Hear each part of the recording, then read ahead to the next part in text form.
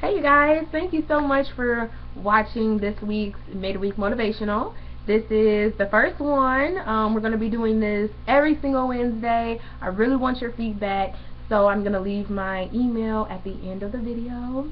So just kind of bear with me. This is the first week. I'm really excited about it, so let's dig right in. I'm going to try to be short, but I can be long-winded sometimes, but it's going to be short. This week, I want to talk to you guys about finishing what you start. I want you guys to read 1 Samuel chapter 17 in your own time. 1 Samuel chapter 17. It's the story of David and Goliath. And when I was reading this, it really stood out to me because I realized a lot of times people don't finish, or we give up on something that we've always wanted to do, or something that we feel like is the calling of our lives. Like right in the middle of it, we just stop. We just give up and we don't really think twice about it. And I'm definitely guilty of this because I've done it before. I've done it many times. But the question is, why is it that we do it? Why do we stop right before we reach the end result?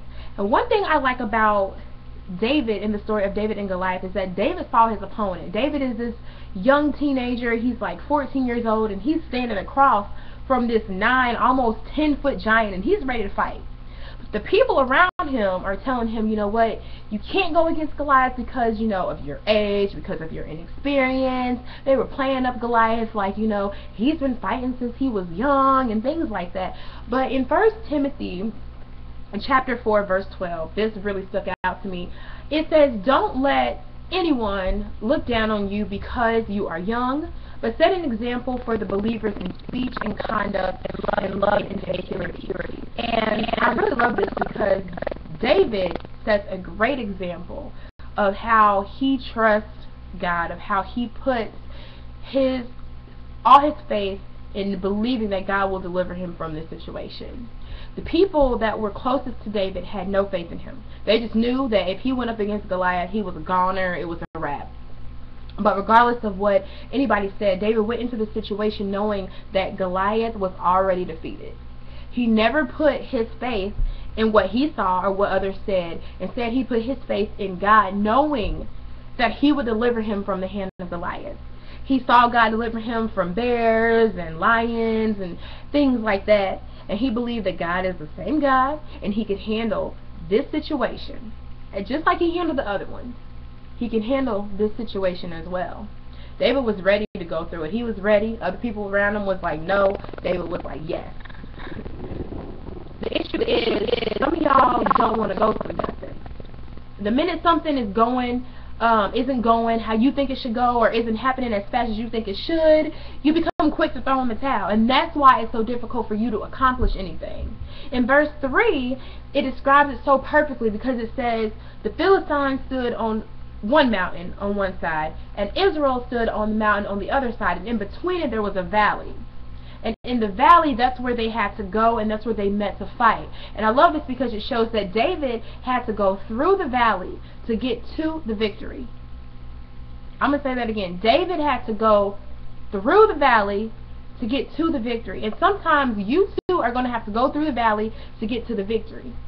The problem is, some of y'all don't want to go through the valley. Some of y'all stop at the valley because you can't see the victory, when the victory was not yet meant for you to see anyway, because God knew if you saw it, you would just mess it up. You can't handle it. You cannot handle it. You have to keep going through. And then once you get through the valley, then you'll see the victory.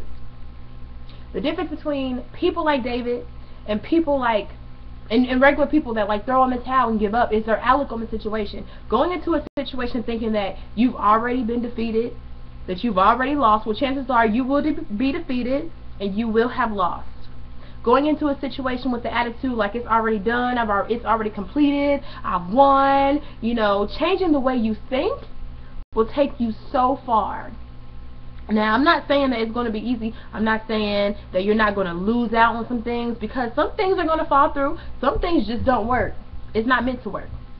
But when that happens, what are you going to do to pick up the pieces and continue to move forward towards your goal, towards your destiny, towards your purpose? What are you going to do? You may have people just like David did coming up against you, trying to stop you from reaching your goal. What are you going to do? Are you going to make it today as a stepping stone or as a stumbling block? Not everyone will see your vision. It's not meant for everyone. It's not meant for everybody.